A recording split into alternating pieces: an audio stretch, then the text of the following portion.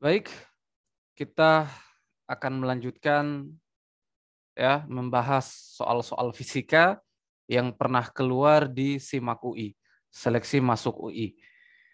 Ini adalah video yang ketiga ya. Untuk video yang kedua dan yang pertama kalian bisa cek di playlist ya, playlist latihan soal fisika SIMAK UI ya, cek di bagian playlist. Oke, kita langsung ke soalnya. Jarak rata-rata planet A ke sebuah pusat tata surya adalah R. Ya. Oh, ini kita bicara tentang planet ya, tentang tata surya. Ini ya, kita tahu ada dua hukum besar yang membahas tentang planet dan tata surya ini ya, yaitu hukum Newton tentang gravitasi dan hukum Kepler. Ya kan? Ini adalah materi kelas 10. Ya, materi kelas 10 semester 2. Ya, di situ ada materi tentang planet ya, tentang gerak planet. Ada dua hukum, ada hukum Newton tentang gravitasi dan hukum Kepler. Hukum Kepler juga ada 3. Ya, kita lihat soalnya, kita akan menggunakan hukum Newton tentang gravitasi atau hukum Kepler. Oke, kita lanjutkan. Waktu yang dibutuhkan oleh planet A mengelilingi pusat tata surya adalah 1/8 kali waktu yang dibutuhkan planet B mengelilingi pusat tata surya. Mengelilingi pusat yang sama ya. Oh, ini ada jarak planet ya ke pusat tata surya dan ada waktu di situ. Nah, tentu ini kita akan menggunakan hukum Kepler ya. Kalau hukum Newton tentang gaya-gaya ya, tentang gaya gravitasi. Nah, ini kita gunakan hukum Kepler. Adik-adik ingat kembali materi di kelas 10 semester 2 tentang hukum Kepler, bahwa hukum Kepler ada 3. Ya kan?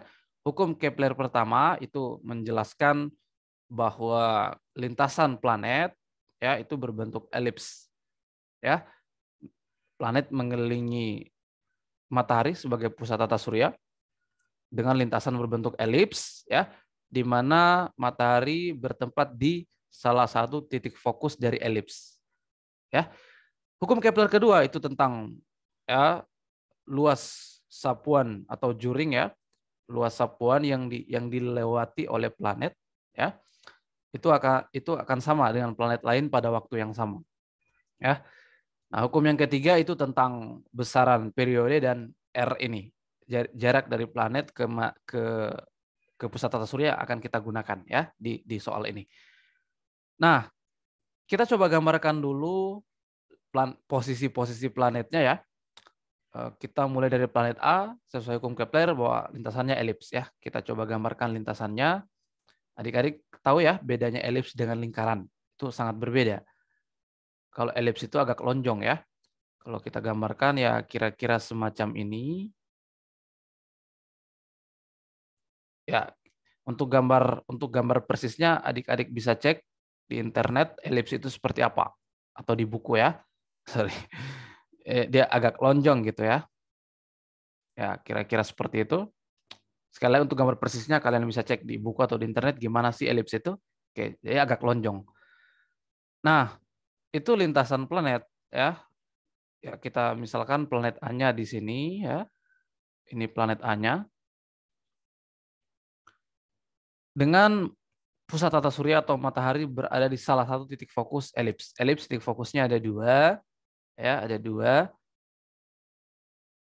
ya, dia semacam mata ya, ada 2. Nah, matahari berada di salah satu atau pusat tata surya berada di salah satu dari 2 titik fokus ini. Ya. Nah, kita katakanlah mataharinya di sini. Ini katakan saja mataharinya di sini ya, di sini.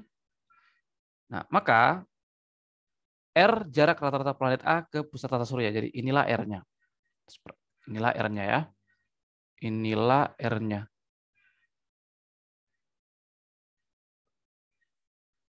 Nah, itu R-nya. Itu ya. Kita anggap pusat tata suryanya di sini. Kan salah satu titik fokus ya. Kita anggap saja di situ. Oke.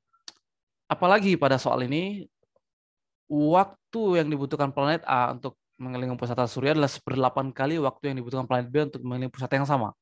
Ya. Jadi kalau kita bicara waktu untuk mengelilingi pusat tata surya, itu kita bicara periode. Ya, periode. Periode waktu yang dibutuhkan untuk ya satu putaran ya satu putaran planet itu mengelilingi pusat tata suryanya.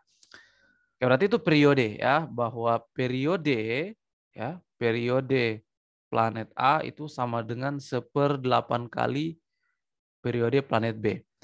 Nah, dari sini kita bisa dapat petunjuk penting ya, bahwa planet A itu membutuhkan waktu yang lebih singkat ya untuk mengelilingi pusat tata surya, ya kan? Membutuhkan waktu yang lebih singkat nih, karena dia 1/8 kali TB, dan planet B itu membutuhkan waktu yang lebih lama, 8 kali TA. Ya, berarti ya planet B itu letaknya lebih jauh dari pusat tata surya dibanding A. Ya kan? Semakin jauh dari pusat tata surya kan periode revolusinya semakin besar, waktunya semakin lama, ya kan? Ketika mengelilingi pusat tata surya. Nah, planet yang dekat, yang sangat dekat atau yang dekat dengan pusat tata surya itu periodenya lebih kecil. Ya, waktunya lebih singkat karena dia dekat, ya. Berarti planet B ini lebih jauh dari planet A. Oke, kita katakanlah planet B-nya di sini ya. Nah, ini coba kita lanjutkan dulu soalnya. Jika mula-mula planet A dan B ya, planet A dan B berada pada satu baris dengan pusatnya yang bergerak searah. Satu baris dengan pusatnya. Oke, kalau kita gambarkan satu baris ya di sini. Ya, di sini ya. Kita gambarkan satu baris ya dengan pusatnya dengan planet A juga. Nanti kira-kira di sini. Dia lebih jauh ya. Lebih jauh dari ini planet A, ini planet A, ini planet B. Ya, dia lebih jauh dari planet A. Kenapa ya? Kita bisa lihat dari periode revolusinya ini ya. Nah, lebih jauh. Oke. Keduanya bergerak searah. Oke, kita katakanlah bergerak searahnya ya. Ini misal saja ya. Katakanlah dia bergerak ke sana. Nah, ini misal saja ya. Bergeraknya searah. Berapa jarak planet jarak planet A terhadap B setelah keduanya bergerak selama 1/4 periode A. Waduh, kita mau mencari jarak antara planet A dan B setelah keduanya bergerak selama 1/4 kali periode A. Nah, kita barangkali ini soalnya kelihatan rumit ya, kita coba urai pelan-pelan ya, urai sedikit demi sedikit. Nah, maka ini kan kita punya besaran periode dan R ya, atau jarak planet terhadap pusat tata surya.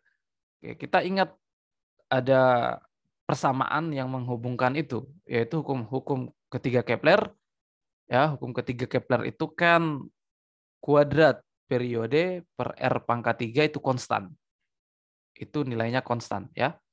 Nilainya konstan. Artinya apa? Ya, planet A ya, planet A itu sama kuadrat periodenya dengan jarak ya pangkat 3 dari pusat surya itu sama dengan planet B. Karena dia konstan ya. Nah, oke. Seperti itu. Nah, maka ya dari sini kita sudah punya perbandingan pada soal periode. Nah, kita coba cari perbandingan R-nya supaya kita tahu ya, berapa sih perbandingan R-nya, jaraknya ya, planet A dan planet B. Nah, maka kita bisa modifikasi nih persamaan ini ya. Kita bisa modifikasi, kita lanjutkan di sini persamaan ini ya. Ya, ini kita bisa buat TA per TB ya sama dengan 1/8 ya. 1/8. Nah, kalau kita kuadratkan ya, kalau kita kuadratkan ya ini kuadrat juga ya. 1/64 gitu ya. Nah, ini kan jelas nih. Ya. Dari sini kita bisa buat ya T A per TB kuadrat ya kan? Ini ya sama dengan RA pangkat 3 per RB pangkat 3 ya, atau kita bisa tuliskan seperti ini saja, RB pangkat 3 ya. Ya kan? Nah, itu sama dengan 1/64 ini ya. Nah, dari situ kita bisa cari nih RA banding RB-nya ya. Ya, akar pangkat 3 dari sini ya. Akar pangkat 3 dari 1/64, yaitu 4. Ya kan, pangkat 16, 16 kali 4, 64. Nah, ini ya. Artinya, kalau misalnya RA-nya adalah R, ya kan? Itu ya, pada soal. Maka RB-nya adalah 4R. Nah, berarti ini ya, dari sini jarak antar planetnya, ini kondisi awalnya ya, jarak antar planet itu 3R. 3R, ya kan? Karena RB-nya ya, jarak planet B ke pusat tata surya ya, yang ini, itu 4R. Jadi jarak antar planet 3R. Ini kondisi awalnya seperti ini. Oke, kita sudah tahu tuh kondisi awalnya ya. Nah, sekarang oke, kita masuk ke inti permasalahannya ya. Nah, kedua planet ini bergerak bersamaan dengan waktu 1/4 periode A. Ini ya, 1/4 periode A. Jadi TA-nya sama dengan TB, keduanya kan bergerak bersamaan ya. Sama dengan 1/4 periode A. Nah, gitu ya. Nah, ketika kedua planet ini sudah bergerak, ya TA sama dengan TB waktunya sama ya, bergerak selama 1/4 periode A, ya. Berapa jarak antar kedua planet tadi? Nah, itu yang kita mau cari. Berarti ini kita harus gambar nih, harus kita gambar supaya kita tahu di mana setelah bergerak di mana posisi A dan B, baru kita bisa cari jarak antar kedua planet tersebut, ya. Nah, kita coba lihat dulu. Nah, ini yang menarik ya. TA 1/4 TA ini ya, baik waktu A maupun waktu planet B 1/4 periode A. Nah, maka kita bisa tentukan dulu posisi untuk planet A. Oke, untuk mempermudah, kita asumsikan saja lintasannya lingkaran. Kita asumsikan saja lintasannya lingkaran ya, untuk mempermudah kita. Maka kalau lingkaran, planet A kalau bergerak 1/4 periodenya, ya kan? Planet A kalau bergerak 1/4 periodenya, itu artinya apa? Ya, kalau dia bergerak satu periode, berarti satu putaran penuh. Ya kan? Kalau startnya dari sini ya. Kalau dia bergerak selama TA, periode A maksudnya, maka kembali ke posisinya. Tapi kalau bergerak 1/4, apa maksudnya? Berarti dia bergerak 1/4 periode itu di sini ya. Ini kalau kita gambarkan ya seperti ini. Nah, awalnya planet A di sini, ya,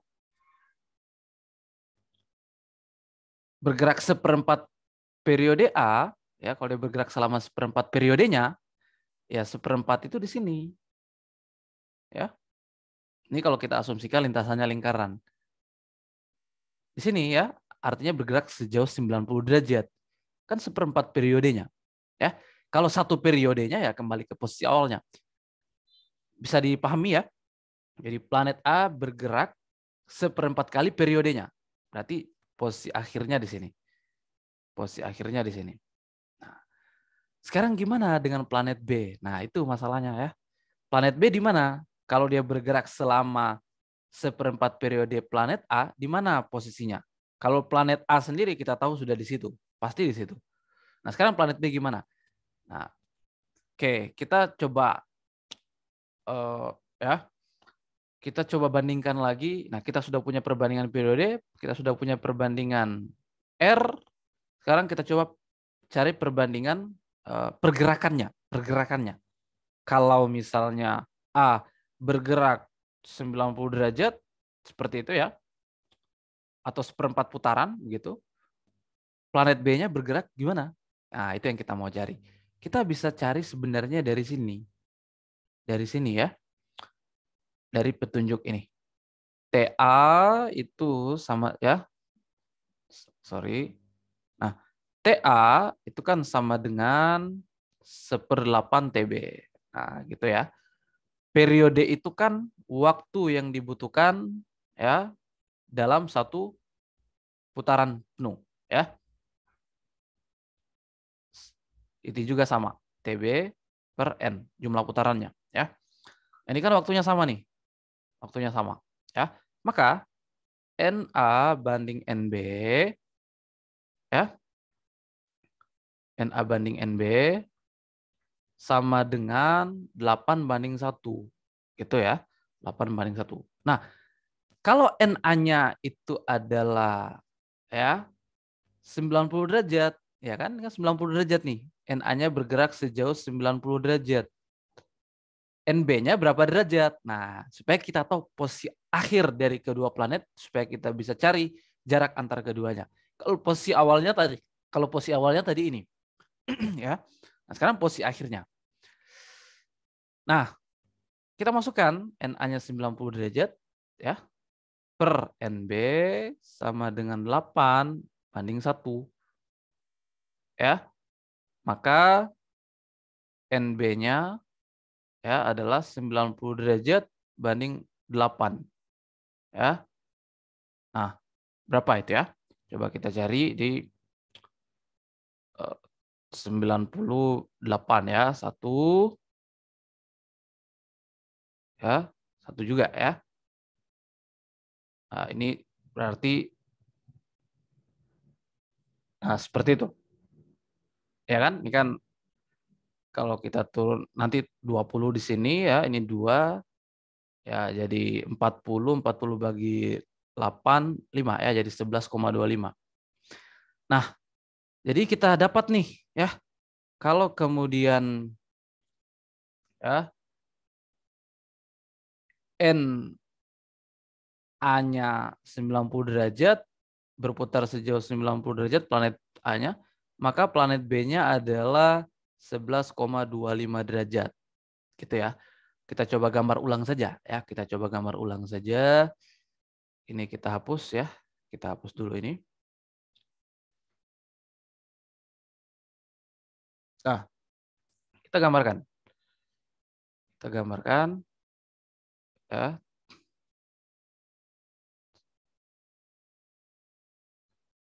Ya, seperti itu ya. Nah, planet A-nya di sini ya.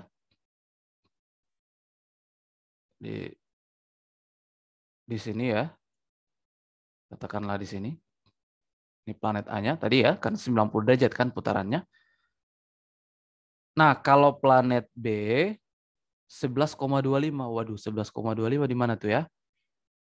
Putarannya 11,25 ke atas gitu ya. Berarti dia ya kira-kira di sinilah ya. Karena dia belum sampai, dia tidak bisa kita tuliskan di sini. Ini kan sudah lebih dari 45 derajat ya. Berarti harus sebelum 45 derajat, sebelum setengahnya ya. Berarti kira-kira di sini.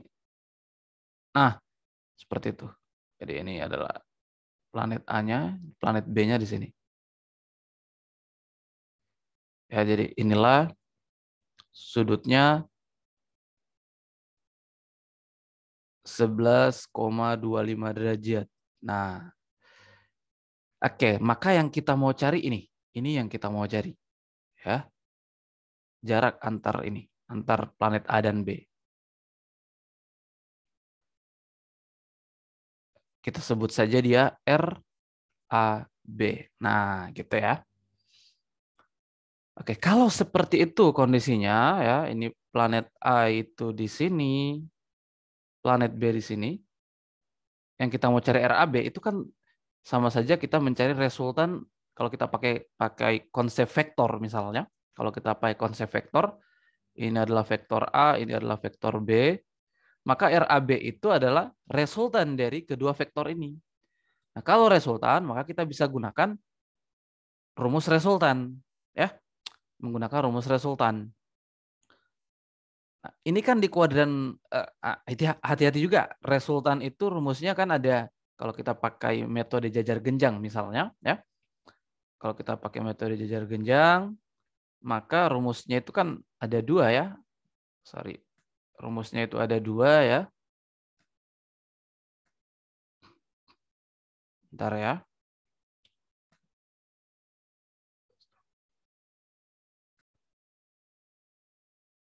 Oke, kita turun dulu. Nah, hati-hati.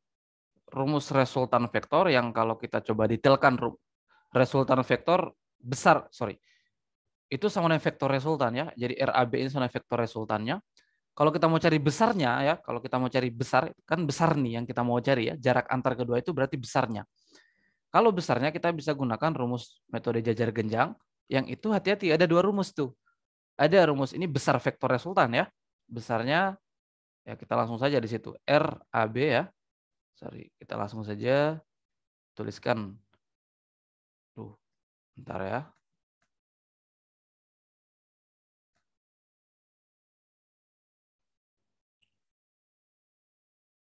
RAB itu kan sama dengan ya kalau di sini pangkat 2 ya, pangkat 2 berarti A kuadrat tambah B kuadrat tambah 2AB cos sudut yang terbentuk antara A dan B.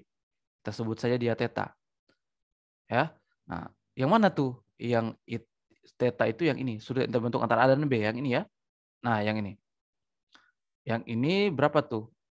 Itu jelas adalah 90 derajat kurang 11,25. Ya kan? Kan 90 derajat ini, kemudian kurang 11,25, itulah sudutnya. Ya, berarti berapa tuh ya?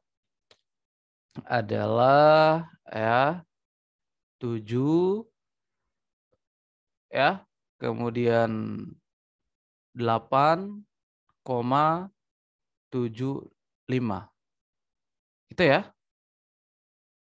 Ya, ya. 78,75 derajat. Nah, itu tetanya. Ya, yang ini ya. 78,75 derajat. Kemudian ada rumus yang kedua, RAB kuadrat sama dengan A kuadrat tambah B kuadrat kurang 2AB cos theta. Nah, mana yang mau digunakan nih? Nah, biasanya ada yang masih bingung juga. Ya, kadang menggunakan ini, kadang ini, padahal tergantung kasusnya. Kalau kasus itu, ya, kasus itu kan di kuadran kedua ya. Sebenarnya ya, theta itu harus dihitung dari sini. Dari sini ya. Nah, dari sini sebenarnya acuannya ya, seperti ini. Acuannya dari sini. Nah, kalau di kuadran kedua seperti itu, maka kita gunakan kurang. Kita gunakan kurang. Ya, jadi adik-adik buka lagi, pelajari lagi tentang vektor, ya itu di materi kelas 10 di semester 1 ya, tentang vektor. Nah, kalau di kuadran kedua seperti itu, ini kan kuadran 1 ya, ini kuadran 1, ini kuadran 2, ini kuadran 3, ini kuadran 4. Ya.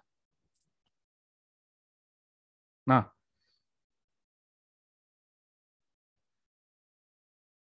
ya di kuadran kedua kita gunakan kurang. Nah, kita langsung saja masukkan ya. Nah, ini kita hapus dulu. Kita lanjutkan saja di sini ya. Jadi RAB sama dengan ya A kuadrat. Nah, berapa A kuadrat? A kuadrat ya jarak dari pusat ke jarak planet A ya ke pusat. Tadi adalah R, ya kan? R kuadrat. B kuadrat apa? B kuadrat ini jarak dari ya jarak planet B ke pusat tata surya. Jadi kita sudah cari adalah kalau nggak salah 4 tadi ya. Ya, persis 4 ya. Ini 4 ya. 4. Jadi 4 kuadrat, 4 R kuadrat. Jadi 16 R kuadrat kurang 2 ya AB, ini AB ya. 2 kali 4R kali R. Ya, jadi langsung saja 2 kali R kali 4R adalah 8 R kuadrat. Cos 78,75 itu ya derajat. Maka ini menjadi 17 R kuadrat kurang ya 8 R kuadrat cos 78,75 derajat. Nah, seperti itu. Kita coba lihat opsinya ya. Kita cek dulu opsinya. Tuh. Ya, kita cek opsinya. Jelas E pasti salah. Ya, karena kalau E yang ini dalam kurung ini akar pangkat 2 nih ya, karena kita sudah kita tuliskan RAB saja. Kalau RAB kuadrat nggak ada akarnya ya. Nah, seperti ini. Itu jelas salah. Kenapa? Kalau kita ambil saja dulu 5. Ya, 5 kuadrat itu kan 25. Jadi yang di dalam akar ini nantinya harus 25. Sedangkan ini cos ini kan tentu nilainya positif. Nilainya positif. Ya, artinya apa? Yang di dalam akar ini nilainya kurang dari 17. Pasti kurang dari 17 karena ini kan 17L kuadrat kurang nih. Kurang bla bla bla. Berarti nanti nilai di dalam akar ini kurang dari 17. Ya. Sedangkan 5 ini mengharuskan yang di dalam kurung itu harus 25. Maka pasti salah karena dia harus kurang dari 17 ya. Nah, kemudian ini juga tentu nilainya ini salah juga pasti karena nilainya kan itu mendekati 5. Pasti di dalamnya juga ya harus 20-an ya, 20-an ke atas. 20-an ke atas itu pasti salah karena di sini yang D ini mengharuskan angka di dalam akar, angka akhirnya harus 20 ke atas. Sedangkan yang kita temukan ini harus kurang dari 17, jadi salah. Ya. Oke, kemudian kita lihat ini. Ya, kita lihat C. Coba kita hitung C ya. Kalau 4,3 saja, kita ambil 4,3 ya. Ini 9, 12 ya. Ya kan? Kemudian 12, atau 16, 17 ya. 9, 4, 8, 1. Nah, ini juga sudah lebih nih. Sudah harusnya kan di dalam ini kurang dari 17. Sedangkan ini sudah 18 nih ya. Berarti ini juga salah pasti. Jadi antara A dan B yang kita akan cek nih ya. Kenapa kita harus menggunakan cara-cara seperti ini? Karena kita kesulitan di sini ya. Berapa nih cost-nya? Kita kan nggak tahu ya. Karena kan di ujian nggak pakai kalkulator ya. Nah, kita kesulitan di situ. Maka kita pakai cara trik seperti ini. Ya. Nah, kita sekarang fokus ke cost-nya ini ya, ke cost sudut ini.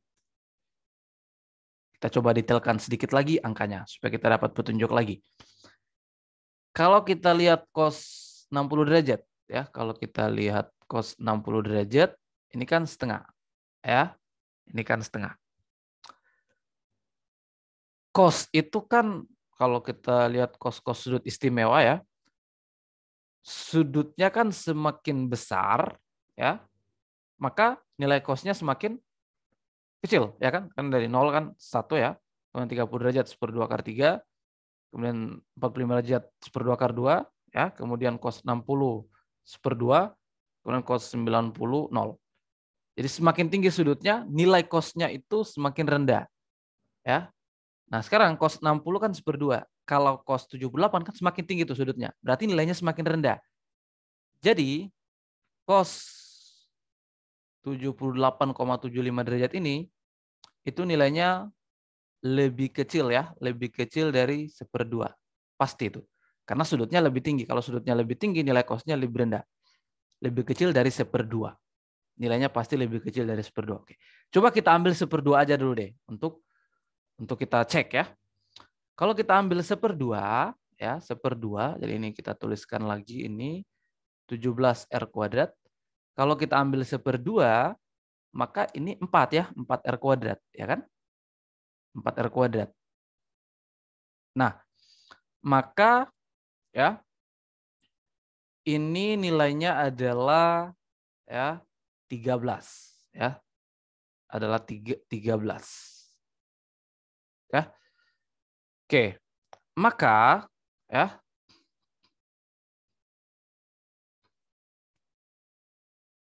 nah, otomatis A ini pasti salah juga. Kenapa? Ini kan 3,9 kali 3,9 ya, kita anggaplah dia ya katakanlah 10-an ya, 10-an.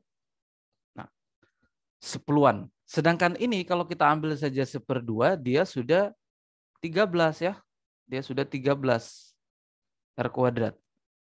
Nah, ini sudah angka yang paling rendah yang bisa dicapai. Nggak sampai 10 ya.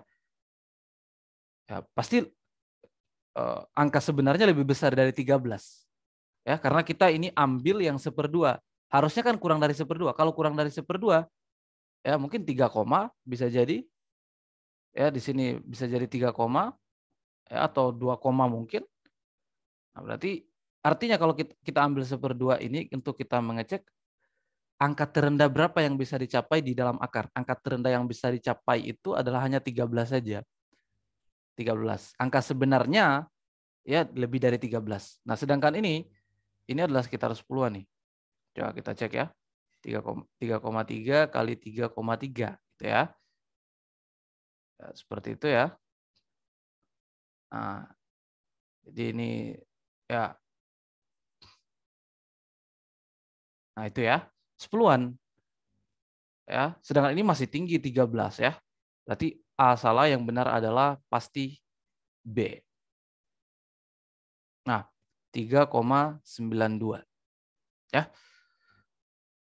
Oke, mudah-mudahan adik-adik bisa ikuti ya pelan-pelan. Jadi logika-logika tadi adik-adik harus bisa mengerti ya, harus bisa pahami, karena memang di soal-soal fisika SIMAK UI ini banyak logika kita harus masuk di sini, harus mantap ya. Oke, sampai bertemu di video dan soal berikutnya.